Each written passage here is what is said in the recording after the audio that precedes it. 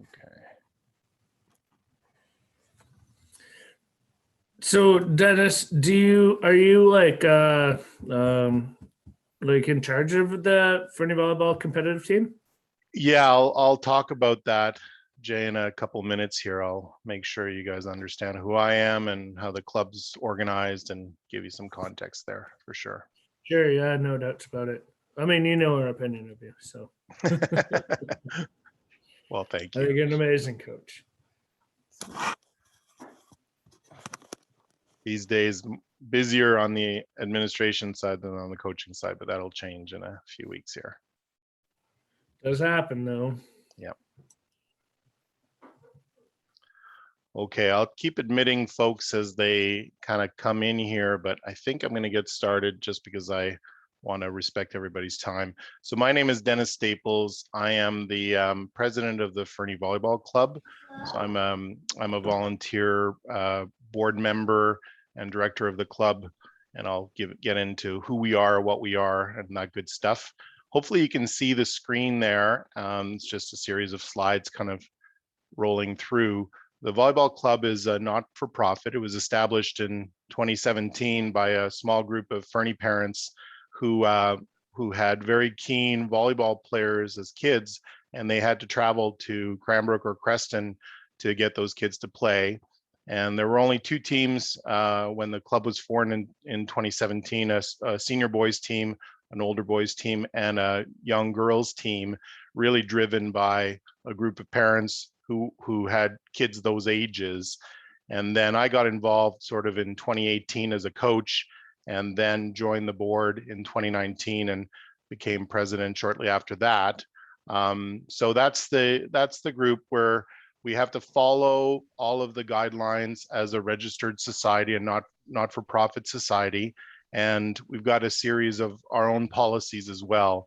And so we've got policies that that guide athlete expectations, coach and volunteer contact, and we got all that stuff at fernievolleyball.com on our website. I'll actually bring you there in a few minutes and show you some of that information. The club is governed by a board of directors. There's 7 members. And if you're interested in more of the inner workings of the club, we've got actually our annual general meeting coming up on November 24th. So that'll be at 7 o'clock. It'll also be an online meeting. So if you're keen to hear about our budgeting process and all of the strategic initiatives that we've gone through, our beach volleyball courts initiative, some of our other programs, you're welcome to join us for that. And you'll see some information that'll come out about that. So we have agreements, various agreements, and I call out coaches here so you understand that we're serious about vetting our coaches and make sure that they're the right kinds of individuals to support our programs.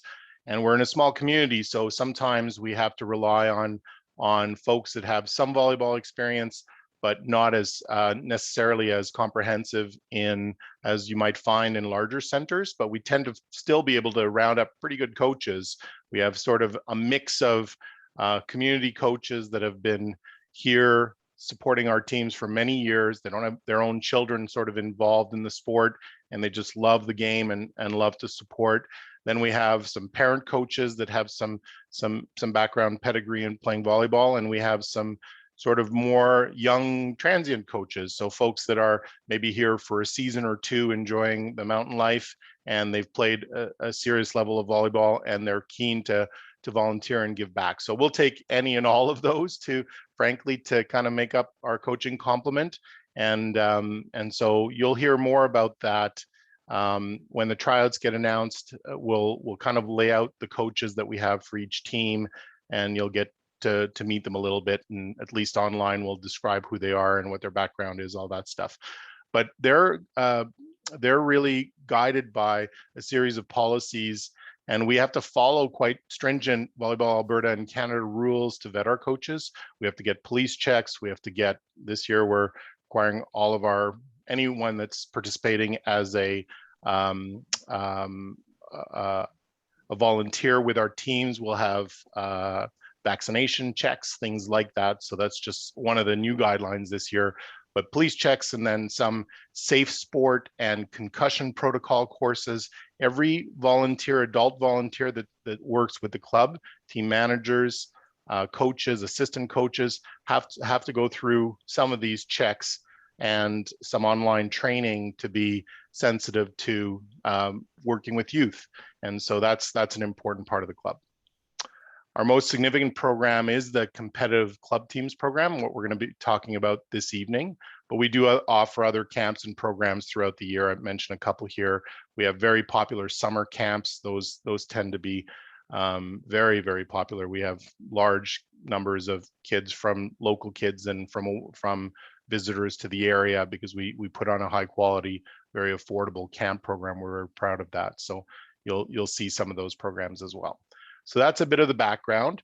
I should say that the board of directors, that's mostly made up of parents that have kids that are into the sport, but not completely. We have some volunteer board members as well that are just interested in the sport and supporting the community. They have younger children, they may want to get into it, but if you're really keen on supporting the club, we're always interested. Feel free to approach us about becoming a board member and being involved that way as well. Let me jump now into what the next little while is going to look like, because the assumption is most of the folks that are on the call here have completed the expression of interest form on our website. If you haven't done that, you can stick around or ask a question and I'll get you that link. And that's where we ask folks to, there's no commitment to this, but we ask them to say, yes, my player is really interested in trying out for a competitive team. And so then we gauge the number of kids that we have per age category to see how much court time we're going to need, gym time, how many coaches, all of that stuff that we've been working on for the last number of weeks. And so tryouts, which will happen between December 3rd and 12th, and those dates and times and locations will get posted within about 3 or 4 days here. So maybe by the end of the weekend, you're going to get some information about that, because I think we're pretty much at end of job. We've got our gym time booked, and we've got our coaches engaged, and we're ready to go here. So between those dates, the 3rd and the 12th, you're going to get some information about, typically it's 2 tryout sessions per age group. The older age groups, because they've got school volleyball commitments that can go later into November, even into early December. We sometimes will just go 1 tryout session, and that's what we're planning this year for our oldest age category. But for the others, there'll be 2 blocks of 2 hours. And that is only for fully registered athletes. So step 1, most of you have completed that, which is to get your athlete's name on our expression of interest. And I'm going to go through the other steps that you should expect over the next few weeks here leading up to the December 3rd, that 9-day period, 3rd to the 12th. So fully registered athletes means a few things. So the registration paperwork required prior to attending those tryouts. There is a required component that is non-refundable. It's paid directly to these associations. You have to buy a Volleyball Alberta and Volleyball Canada that come together recreational player membership to have your player even participate in a tryout. It's $17.78 this year, all taxes included, and you pay that directly by the family. It's non-refundable. It does give you some other benefit, even if your player doesn't make the team, chooses not to play. You get access to other programs. If the club runs summer camp programs or other things like that, we would require a membership like that. Or if there's beach volleyball programs this year, we require these memberships. It's a means of supporting those provincial and national organizations. And it's also the way that we get group insurance for our program. So you have to have this in place to be able to participate in the tryouts. So be ready for that. You'll get some instructions in an email that will tell you how to complete that. As part of that recreational player membership process, you're also going to sign a bunch of forms and waivers. These are Volleyball Alberta forms and waivers, and they're all e-signature based, so it's not printing and signing. It's fairly straightforward process, but you're going to receive those by email, and then you're going to forward a copy of those forms. We have to keep them as part of our player files for the season as well, just to make sure, because we rely on those same waivers. Those waivers kind of, they're general waivers, but they also ensure that you understand some of the expectations that you're signing up for as a volleyball family. Proof of vaccination for all athletes born 2009 or older. So that's for all of our 13U grade 7 core and older. Anybody 2010 or younger doesn't need to provide proof of vaccination at the beginning of the season. And we haven't determined whether facilities, and this is really hanging off of the facilities that Volleyball Alberta relies on for some of the larger tournaments that we go and compete in, which is a big part of the club experience. They're requiring proof of vaccination, full vaccination, to allow athletes into those facilities. And therefore, by extension of that, the club has made the decision that we're going to require that, so that there's no risk of a player showing up in Calgary for a tournament and not being able to access the facility.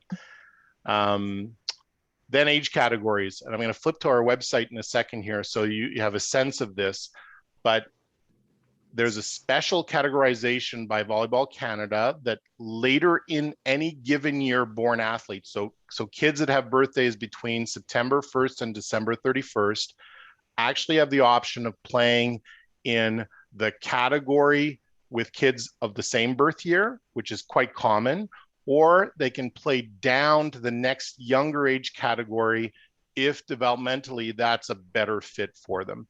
And Volleyball Canada kind of outlines this to allow some kind of latitude in age groupings. It's not very common that kids play down an age category, but it certainly happens. We've had it happen with our teams. And so we ask you, if your player is planning to play down an age category and they're a September 1st to December 31st player, or they'd like to be considered for that, just give the club a heads up, because otherwise we're going to slot them into their birth year category more naturally for tryouts, and we need to know if they'd like to do that. So I'm going to stop sharing for a second and just show you where you can get some of the age category information if you haven't seen that. I'm going to start another share, and that'll be just a, okay. Hopefully now you see the Fernie Volleyball Club website. Yeah. And so you can see fernievolleyball.com is the website. And then this navigation menu across the center here is really, you're going to get quite a bit of information. The programs link is the most important one, and it's been updated to have some information about the competitive teams program.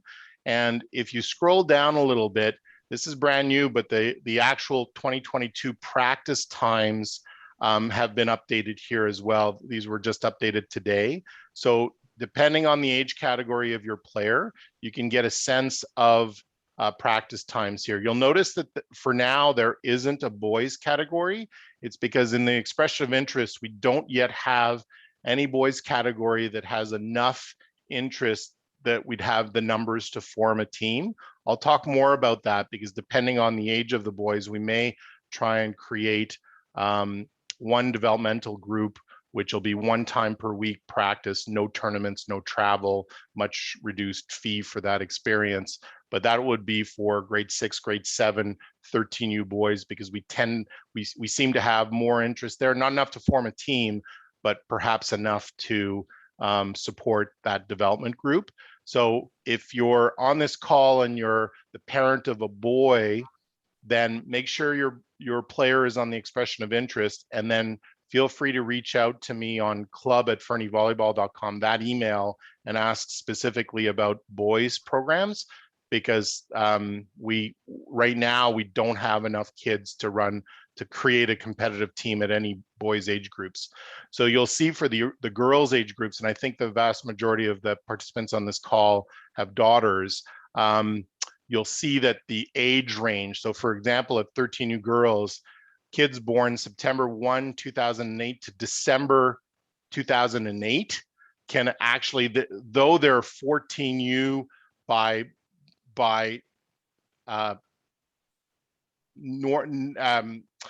year of birth, typically in their categorization, because they're born later in the last 4 months of that year, they can actually choose to play at 13U if they wanted to, or try out at 13U. We just need to know about that. So you'll see that there's 16 months of age ranges for all of the categories here, and it's always September through till the following December, a year, 16 months, a year and 4 months. All right. I'm going to go back. So, and by the way, the programs link, you can see some other things here. The schedule of tournaments, if you haven't seen this, is a really important part. And I'll come back to more content on this, but at fernievolleyball.com in the programs link, you can see the actual 2022 schedule of events and their location for the age category of your players, should they make the team. That's really important for planning purposes. And then you can also see the days and times that we're planning for practices for that group. So that's going to be important as well for you to take a look at. I hadn't shown you this, the older 17U, 18U. This will be one group likely playing at 18U. I'll talk more about that in a little bit. All right, so your players should bring a $5 cash fee on the day of tryouts to the tryout. That will cover both sessions. That's just for paying for the gym time. And so if there's 2 tryout sessions, it covers both. If there's one, it just covers the one. So $5 cash on the day of tryouts to get a good reminder about that. Okay, expectations of the tryout process itself and what to expect after. So we expect more athletes attending tryouts than we have spots for, and that's true in all of these age categories. I'll give you an update as of today, what the expression of interest numbers are like. So at 13U girls, for example, which is a pretty good mix of grade 6 and grade 7 girls, we're gonna have 2 teams at that level. We've got 30 kids on the expression of interest. We tend to take a maximum of 12 athletes per team.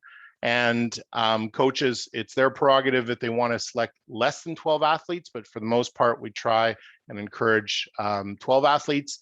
And they do that sometimes if they deem there's a significant skill or even a commitment. You know, some players says, well, I've got skating, I can only be there for one of the 2 practices, those kinds of things. Whereas the rest of the kids in the group are at a different skill level or can be there for all the practices, then they may not offer the 12th spot to that team, and we allow some discretion to the coaches. But for the most part, you can assume there'll be 12 kids on the team.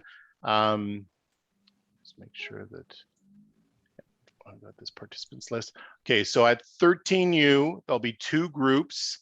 One will be a travel team with the full experience that we're describing here. One will be a development team this year that will be practicing twice a week, but their fee will be significantly less and they will not be traveling to tournaments. There'll be a younger group, likely. There'll be more of the grade 6s in that group, probably, but it really is going to be broken out by evaluated skill and ability and some other soft skill components I'll talk about. So at 13U, 2 teams, 30 on the expression of interest. So if that stood, if 30 kids showed up and got through the registration process before tryouts, we'd be keeping 24 of those 30, for example.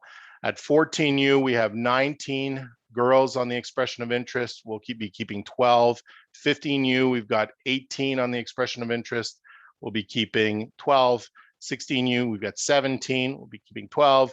And at 17, 18U as a combined team, we have 13 on the expression of interest, and we expect to keep 12 there as well. So that's that first bullet. A little bit about the tryout process itself. Kids, certainly, especially if they haven't done this before, they'll find this part of the experience extremely stressful, and that's understandable. It is a natural part of a competitive team's experience. This happens in other sports as well. Just a few comments here, and encourage your player to be very focused, attentive, work hard in those, obviously in those tryouts, but also try and stay reasonably loose, enjoy themselves. It's proven that kids play their best when they're having some fun, if they're not too stressed. And then there's lots of soft skill evaluation that goes on by the coaches as well. And you're going to have multiple coaches and evaluators at those tryouts. Not often, not only the coaches that will coach the team, but some coaches from other teams that will participate as well, so that you can have a really kind of unbiased view. And they'll have we use a system to rank skills and including some soft skills, and then we compare notes and kind of determine that list. But communication, attentiveness, hustle, effort, eye contact, general positive demeanor, those kinds of things do count in tryouts. So if you're working with your player ahead of this, just to make sure that they're keen and ready, then some of these things are useful to cover.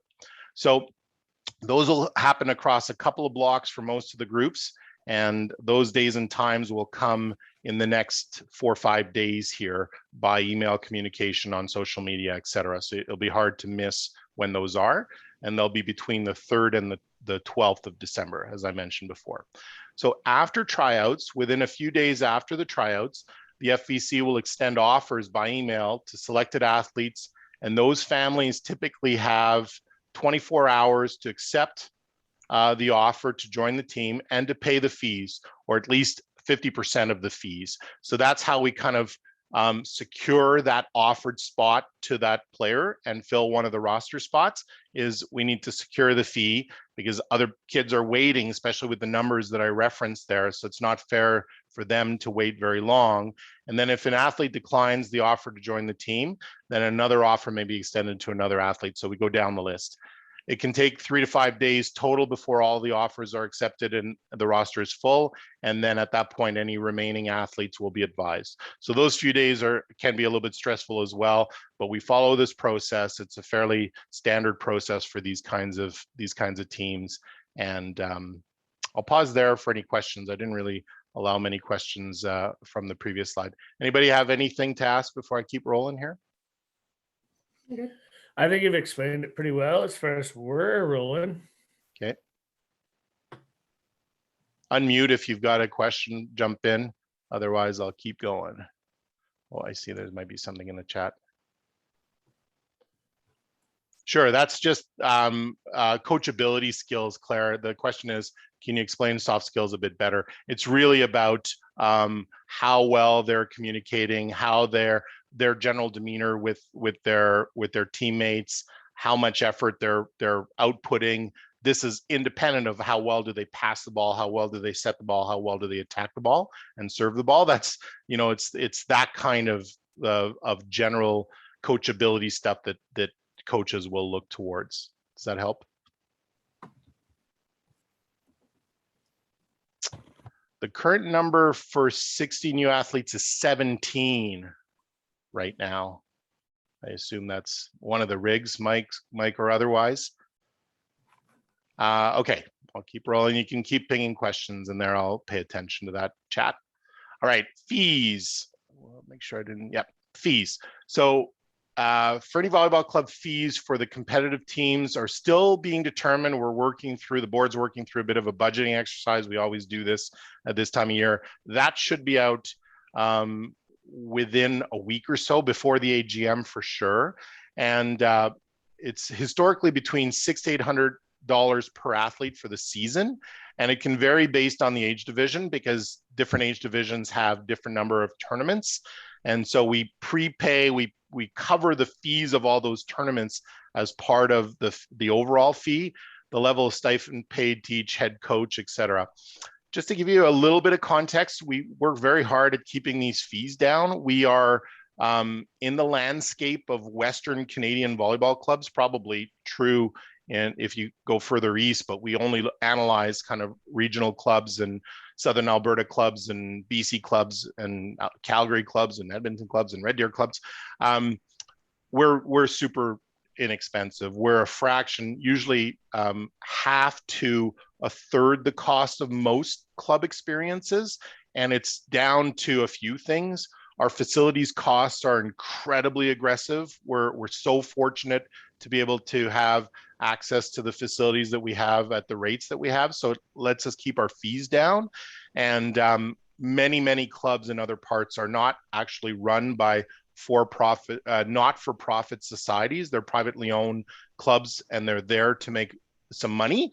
And so that's quite different as well. That changes the financial dynamics. So that may seem like a lot in the context of these kinds of structured clubs. It's very, very little. So that's nice. It's good. And we try and keep that down, and I'll explain that a little bit more. So there's a component. So you paid the 17 and change to Volleyball Alberta, Volleyball Canada before the registration with your credit card. And then everybody's kind of at a baseline, what they call a recreational player membership.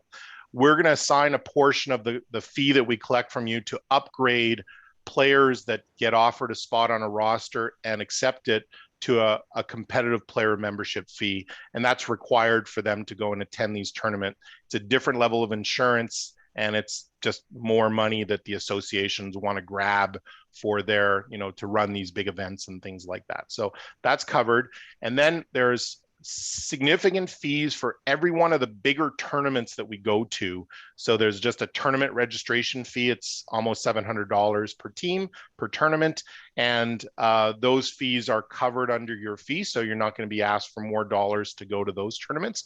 That covers all the premier tournaments and the Alberta Provincial Championships. So in each age category, there's 2 or 3 events in Alberta and Calgary or Edmonton called premier tournaments. And then there's the provincial championships. And these are all Volleyball Alberta run events. They're 2-day events. And I'm going to get into that on the next slide here, exactly what those tournaments look like. All the fees for those are covered as part of your base fee, your $600 to $800. And then it also includes all head coaching costs. So our head coaches get paid a fairly moderate season stipend. Younger age categories have been $1,000 for the season. That's going up to $1,250 because we haven't moved it in 5 years. And senior teams, because the coaches require a higher level of certification for 15U plus teams, so we consider those senior teams, they used to get $1,500 season stipend. That's going up to $1,750 this year.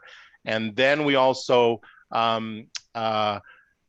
add some expense reimbursement for the head coaches travel to tournaments, their required registrations, professional development. We pay for all those things. And so that kind of goes into, a portion of that goes into the fee that you pay is to cover those costs. Then it includes all the facilities costs for 2 times per week practices, ample balls, training tools, high quality nets, all that good stuff. We provide a very nice Fernie Volleyball Club jersey to be used by the athlete for the season for all tournament play. So all of our travel teams the kids will have a jersey. You should take care of that jersey, because if it gets ruined or lost or anything like that, then you'll be charged. Otherwise, it's there for the kids to use for the season. And then 50% of those fees must be paid immediately upon acceptance of the offer to join the team. And then the balance of that is payable by January 31st. So we recognize that asking for all of those dollars up front just before Christmas is tricky. And so we ask for half of those. What's not included in the FVC fee, any expenses related to the traveling to the tournament, the travel costs themselves, the hotels, the food, none of that stuff is covered in that base fee. We're going to cover all the volleyball specific expenses, but the family's got to budget all the other expenses. And optional additional tournaments beyond the Volleyball Alberta ones, the premier tournaments or Alberta Provincial Championships that the individual team may choose to participate in, and that is not covered. So those tournament fees, the coaching costs to attend those are extra, and they're only if the team chooses to participate in that. Volleyball Canada Nationals is the most common of these, but there may be other tournaments for some of the teams. Senior teams may look for more tournaments. Junior teams tend to stick to the premier tournaments, the provincial championships, and then if a majority of the families are supportive on that selected team, then they may choose to go to Volleyball Canada Nationals. I'll talk about that in the next slide.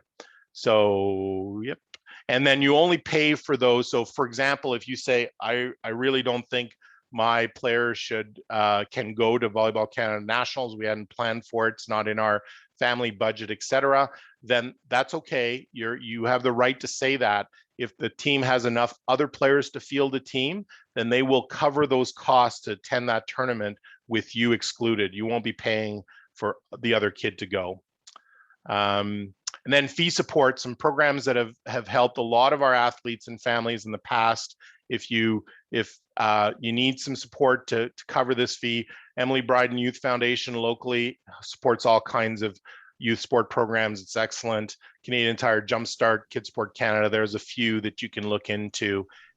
And I'd recommend, if you're planning to do that, get in there quickly, especially for Emily Bryden, because that foundation gets overwhelmed with skiing support and other sports beyond volleyball, but they've been very supportive of volleyball families that could use the dollars to help have their kid be in this experience. Oops, sorry. Any questions on fees before I move along? No, I don't think so here. Okay. Season timing and expectations. So practices are at the Fernie Community Center beside the arena on the highway, or at the Max Turek Community Center down the Mountain View subdivision. Those are going to be our two facilities most likely this year. In the past, we've also had access to Fernie Secondary, but so far the local school district has not allowed access to school district resources for community groups. Hopefully that'll change. That's been a COVID precaution. They're very conservative about that stuff. We always like to have access, of course, to the best gym in the region, which is the Fernie Secondary Gym. But going into the season, we've got gym time that does not include that. Practices run 1.5 to 2 hours and run twice per week. Senior teams may run 3 times per week and pay more. And all those practices start immediately after the new year. I'll talk about that. It's actually on the schedule on the homepage. Oh, I didn't bring the screen share. You guys tell me. Screen share is still on the website. You aren't seeing any of these bullets. I'm a bad Zoom guy. Hold on. Stop share. Start share. Oh, there we go. Yeah, we were looking at schedules. I know. Okay, I'm going to go back here so that it's in the recording. And so we missed, I think, did we get this slide, or maybe not even? Expectations of tryouts. I'll leave that on screen for a minute so it's part of the recording. And then there's the FVC fees for competitive teams slide. That's all the stuff I talked about. You may have been taking notes. This will be in the recording. And then here's the slide that we're on now. So 1.5 to 2 hours, the second bullet. All teams have one practice on Sunday afternoons. No way around this. We have such limited facilities availability that we have to make use of Sundays because other organizations don't like Sundays. So the volleyball club has always used Sundays because it's been available. So you'll see in the website that I just moved away from, you'll always see for all teams, there's one Sunday practice and then one practice either Monday, Tuesday, Wednesday, or Thursday. And that'll be typically between 4 and 8 p.m. and at one of those two sites. Expectations are for players to make all practices to allow the coaches to plan accordingly in terms of drills and activities. Missed practices should be communicated ahead of time to the coach. This is an interesting one because we certainly support multi-sport athletes. We want kids that are skiing, playing basketball at school, swimming, doing other things. But we also, like all the other clubs that you will talk to, we'd like a level of commitment that makes sense. So if the practices are going to be a problem because your player is into other things that conflict, you got to work that stuff out before you say yes to one of the roster spots, because the coaches, it's really difficult when you've got 12 kids. You plan a practice, all the drills are, the expectations are the kids are there, and then you get 8 kids. And you get a last minute notice that 4 kids aren't going to be there and that's a consistent thing. So that's really important. So missed practices should be communicated ahead of time to the coach. Of course, we understand that the odd missed practice will happen, and that's fine, but we ask you to sort of be aware of that. Okay. This next bullet, coaching philosophy, playing time, modified rules. There's quite a bit in this bullet here. Coaches are expected to develop structured practice plans that offer a positive, supportive environment, contributing. Okay, so that's a lot of words. We basically expect our coaches not to just wing it in practices and based on their experience. They have to have practice plans. They have to have a structure to developing the players across the season so that there's progression, natural progression of the game, skill and tactical progression of the game. All of those things are expected. And a huge portion of player development happens during practices. This spills into the next bullet 2 down, where it's about playing time. This is the most contentious issue in youth sports, period. Does my kid play as much as the other kid? And when it comes to club programs, that's an interesting one, because unlike school programs, you're paying big dollars for this. So everybody expects their kid to play. And there's some guidelines around this. I'll get into it here in a minute, but please understand, and you need to be supportive of this, the bulk of the development for your player is happening during practices. There are hours of practices across the season. We run the season early January through mid-May for many teams, twice a week. So that is 2 hours per session. So it's a massive amount of hours of skill development. So that's really where a lot of this happens. That being said, I'll get into some of the playing guidelines that are kind of mandated for the younger teams, because it's important and it's useful for you to know. So this next bullet's a required one. Significant absences from practice can lead to players being asked not to come and participate in tournaments. That doesn't happen very often, but it's important because you've paid your fee, and part of that is your expectation that your kid's going to go to these big tournaments. That's a lot of what the club experience is about. But if they miss too many practices, we do have the right to ask the player, say, you missed half of the practice leading up to this tournament. We just can't have you. You haven't been there to learn the offensive and defensive systems. It's just not fair to the other players. So we'd like you to not come to the first premier in Calgary. We want you to come to more practices and then earn your spot back for the second premier, that kind of thing. Volleyball Canada, and therefore all provincial volleyball associations, have policies around playing time and special rules for younger age groups. So I'm going to go through that real quick. At 13U, we're going to have 2 teams. One will be a full travel team. One will be a development team that doesn't travel but practices with that full travel team. So those practices will be together. They'll follow the same practice plans, go through the same progression of curriculum through the season, all of that stuff. But for the travel team, there are some guidelines. Fair play is in, and I'll describe what fair play means because it's different at different age categories. So fair play is a mandated guideline where if you have 12 kids that you take to Calgary for that tournament, in a volleyball match, it's best 2 out of 3 sets. So you have to win the first set, then you have to win a second set to win the match. If each team splits the sets, the first 2 sets, then you play a third set, a little bit like tennis. And then that third set determines the winner of the match. With fair play guidelines, the coach must, if you don't play in the first set, you must play in the second set, no substitution. So your kid will be, every match they'll play at least the whole first set or the whole second set. And then in the third set, the coach can play whoever they want. But it means that there's quite a balance on playing time at 13U, because their whole philosophy, and it's a good one, is that at these ages, they're so new to the game that you're trying to develop everybody. You're trying to develop a volume of these players. So fair play, that's what that means. No specialization means that we actually won't define positions on the court. So nobody will be a setter. Nobody will be a left side attacker. Nobody will be a middle player. Nobody will be a defensive specialist or a libero. So no specialization. Every kid plays in every position, and it's actually dictated by the rules. So when you rotate, you don't get to say, okay, Lizzie, you're in the front court now. You swap positions and you'll always be the setter. Whoever's in a defined area will be the setter. No hand passing off of serves. So they have to use their forearm pass or platform pass to off the serve. That's for really good development reasons. They do that. No libero. That's a specialized a defensive specialist. And they play a game called triple ball. And we'll get into that with the 13U team. I won't take the time to describe that, but it's a modified volleyball game that allows coach tossed balls introduced to each side to allow them to run an offense. And there's guidelines around that. So that's at 13U. At 14U, same fair play rules. So if your kid doesn't play in the first set, it's guaranteed they will play and stay on the court for the entirety of the second set.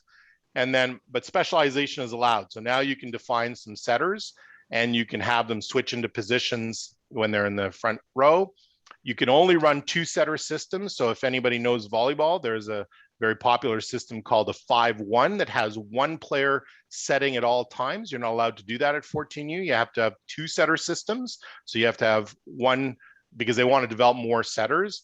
No hand passing on serves, no libero. And then they play triple ball, the modified game format for Premier 1. And then they go to regular volleyball for Premier 2, 3, provincials, and nationals.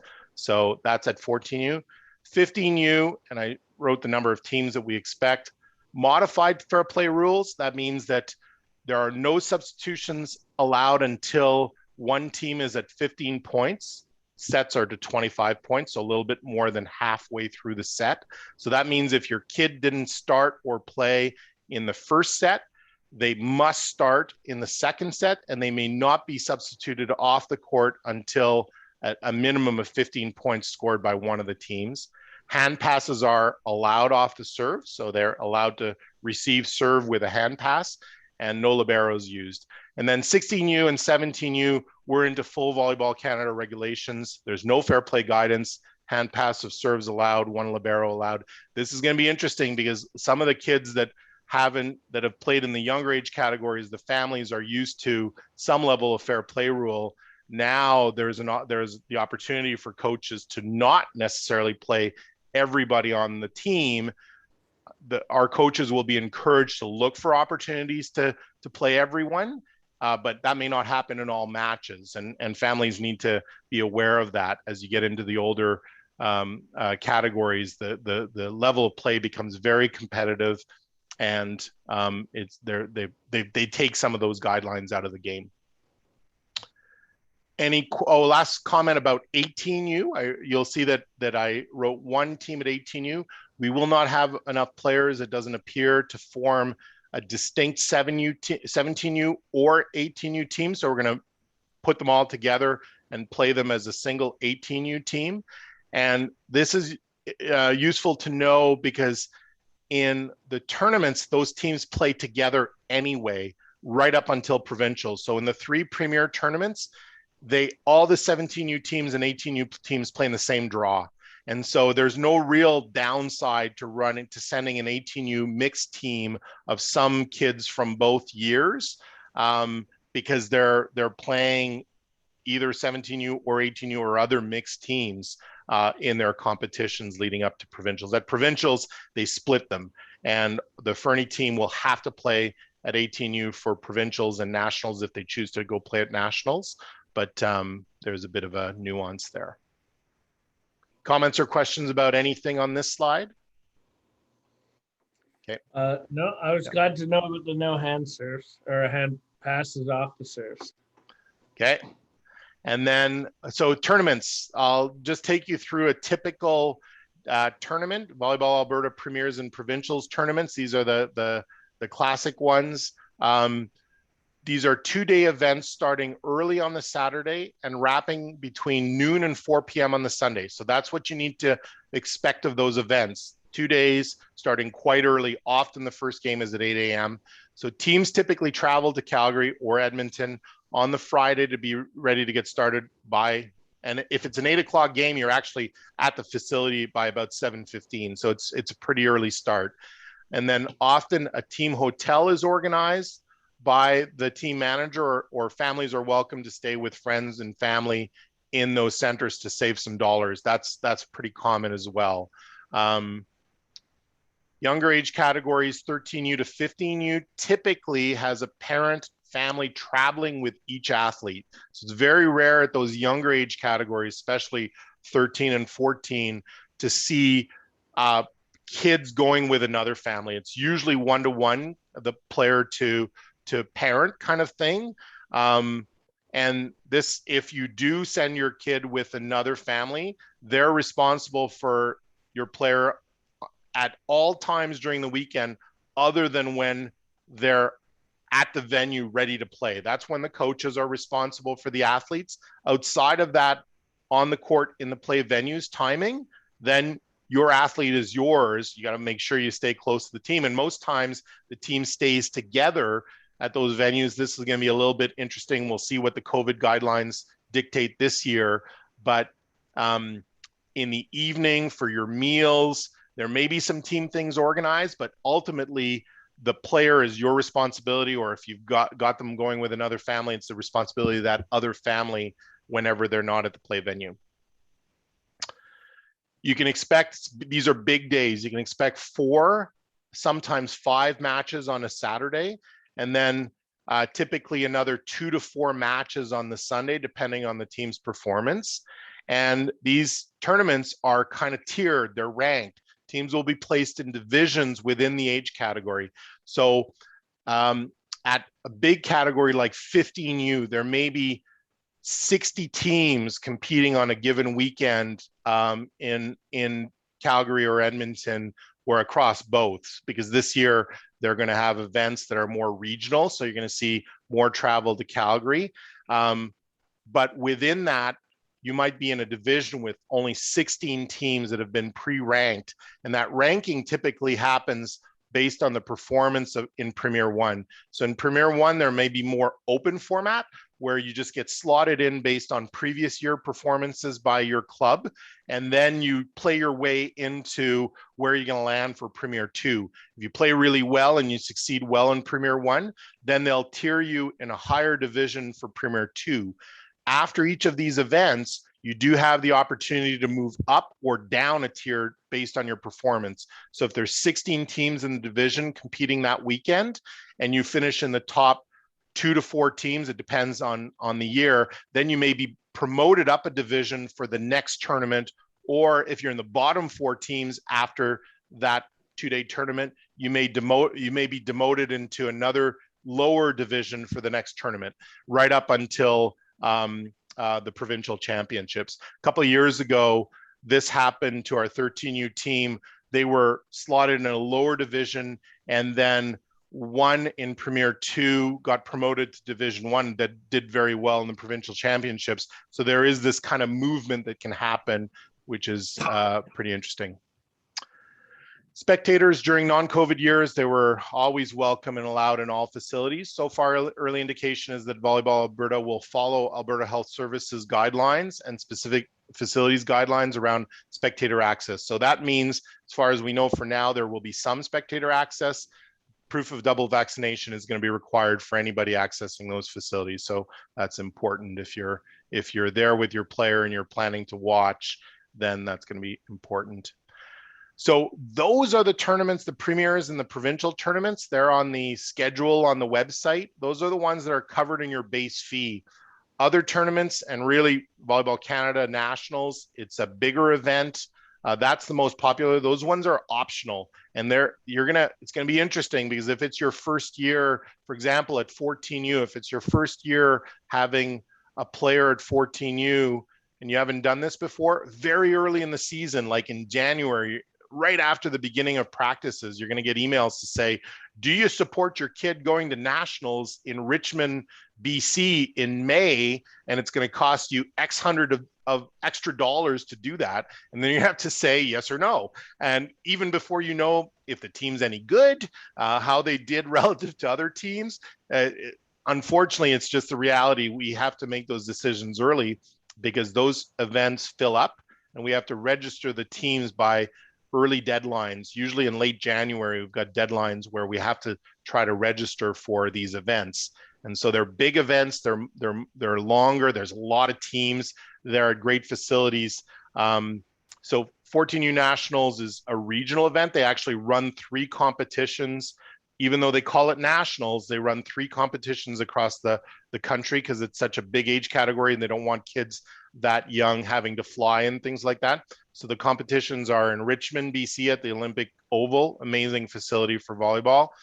Ottawa, and Halifax. So there's going to be 3 weekend events. You choose usually the one that's closest to you. So Western Canadian teams will go to Richmond if they choose to play to go to nationals for 14U.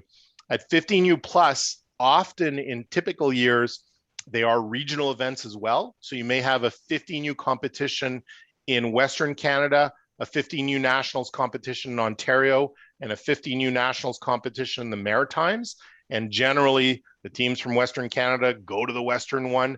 But every few years, Volleyball Canada runs a big event called Super Nationals, and they can only do it in a couple of sites in Canada. One is Edmonton, one is the Kitchener-Waterloo area in Ontario, where they can get enough courts to run a single nationals event for all the teams from across the country that want to participate. This year, 2022, is a Super Nationals event. So it happens to be back in Edmonton. So if you're a parent of a 15U athlete and you want to go to nationals, you're going to Edmonton for that tournament. So cuts down on the need for flights and those kinds of things. So it's going to be much more affordable than a Super Nationals year where it's in Ontario. And then other tournaments, per the coach, team discretion, additional fees always apply. So this is, the team's going to be asked after the team is formed, how many of you support doing this? It's extra dollars. Are you in, you're out? And then the numbers will dictate whether the team can go. And then we work through the logistics. You pay the club for those additional fees. Comments or questions on that? Okay, we're wrapping up here. If you're interested in getting more involved, then make sure you reach out. If you're keen to be a team manager, this is a non-coaching position, but we do have to screen you. We have to get a police check. We have to do other things, but you're involved in helping with the logistics generally of the team. So you might look up a team hotel for a given tournament based on where the venue is that weekend, and you're reaching out to that hotel, figuring out what their group rate is. If that's a good, you can check with other team managers if they have experience booking certain hotels and certain venues. And just generally you're helping with logistics. Maybe you guys decide to do a team meal at some point over the weekend. You're involved in supporting that. Assistant coaches, if you have some volleyball experience, you're keen to be in the gym during practices, then you can put your hand up and you're available during those practice times. We're always keen to have parents involved as assistant coaches. And then if you're really keen on supporting the club, then let us know. We're always looking for new board members. Some of our board members, as you can imagine, as their kids get through playing 3, 4, 5 years of club volleyball, they're like, okay, I've done my part. They want to retire from the board. And so we try to bring in new board members that have kids that are either just starting their volleyball experience, or they have a couple of kids that might come up through the program, and we try to refresh the board that way. And then a reminder that our annual general meeting is coming up on November 24th. Questions? That's kind of it. That's all the content there. That was fire hose, I know. You're great. You speak well there, Dennis. Thank you, Jay. Anybody have questions? You can unmute and chat away, or chat in the text chat. If there aren't questions, then really you should look out for the tryout registration details. So what I mean by that is first of all, if you haven't done step 1 and gotten your player on the expression of interest list, and I think, let me just review the attendee lists. I think everybody in this, just browsing it, I believe everybody in this group has their player on the player or players on the expression of interest. So you've got step 1 covered. Step 2 will be, when you see this email, follow the instructions and the link to buy the $17 Alberta Volleyball Canada recreational player membership, and then sign the waivers and the Volleyball Alberta forms, e-sign those. And then when you get a copy of those, you're going to forward those to the club. And then you're also going to forward the proof of vax for your player if they're 2009 born or older. And then you'll be good. They'll be ready for the tryouts. Then the tryout process, they go through the tryout process, then hopefully they get an offer to join a roster. And then you get more instructions, more paperwork to fill out, electronically, and then you're kind of locked in for the first practices happening right after the new year. So that's what's going to happen over the next few weeks. If they don't make the team, is there a way to learn to play volleyball elsewhere? Good question. The challenge with, we try and support, so for example, in the boys program, if we have enough, if we have like 8 kids in grade 6, 7 boys, and we have enough coaching and court availability, then we try and do something. Sometimes it's just a once a week development program. Sometimes it's, we've had past years where we had a little bit more gym time, and girls across a couple of age categories didn't make a team. So we brought them together to let them at least have some gym time and play and have a bit of light duty coaching. And obviously it's a much reduced fee for that, but it's always really tricky because we have such little access to gym time and we're always scrambling to get coaches. So we do our best with that. The other alternative is if they were really keen and the team they're trying out for is super competitive, there are teams, it's not optimal, but there are teams, the East Cooney Volleyball Club in Cranbrook runs similar kind of program. And so they could try out for that team or those teams if you were supportive of having, the practices run in Cranbrook. And I appreciate how tricky that can be. So that's kind of it. And then obviously some of our, we'll do some more recreational based programs through the spring and the summer. There's the summer camp programs, which everybody's welcome to. And then we're going to do more beach volleyball programs this year that will support kids that don't make the competitive teams. So yeah, it's a tricky one. And I don't think we've seen a year where we've had quite this many kids trying out for like single teams, like 18 kids trying out for 12 spots, or 19 kids, 30 kids for 24 spots. That's more than we're usually faced with. And so, depending on how many people actually show up at tryouts, because sometimes the expression of interest list is heavier than what we'll expect at tryouts, because once you push them to actually get signed up for the Volleyball Canada, Volleyball Alberta rec membership, do your paperwork, families go, okay, I've seen the practice schedule, that doesn't work for my kid, I'm backing out. So we might see reduced numbers, and the expression of interest hasn't been growing in the last few days. So maybe we're not going to see too many more, but yeah, it's a tough one, Veronique. Yeah. Anybody else with questions?